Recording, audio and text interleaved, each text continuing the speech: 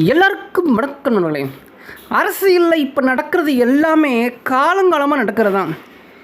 காட்சி, கதை, ட்விஸ்ட் எல்லாமே ஒன்று தான். ஆனால் ஆட்களும் பெயர்களும் மட்டும்தான் வேறு வேறு. வாடிக்கை என்ன நடக்கும் அப்படின்னு பார்த்தீங்கன்னா, தேர்தலுக்கு முன் சில சம்பவம், தேர்தலுக்கு பின் சில சம்பவம். அது என்னென்னா, தேர்தலுக்கு முன் எதிர்க்கட்சியில் இருக்கிறவங்க காலங்காலமாக குப்பை கொட்டுவாங்க. திடீர்னு நாணோதயம் வந்த மாதிரி வாய் பேச முடியாத ஊமை திடீர்னு வாய் பேசின மாதிரி 40-50 வருடமாக கட்சியில் இருந்துட்டு டக்குன்னு கட்சி தலைவர் மேலே அடுக்கடுக்கான புகார்களை 10-15 முழத்துக்கு மேலே சொல்லிவிட்டு ஆளுங்கட்சியே புனித கட்சி, ஆளுங்கட்சியே எனக்கான கட்சின்னு போயிடுவாங்க.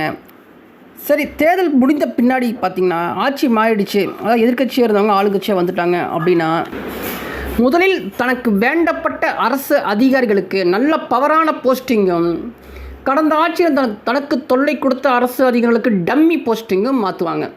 இரண்டாவது ரவுடிஸ், தனக்கு இடைஞ்சல் பண்ண ரவுடிகளுக்கு என்கவுண்டர், தனக்கு வேண்டிய குண்டர்களுக்கு மெயினான ஏரியாவில் கான்ட்ராக்ட்.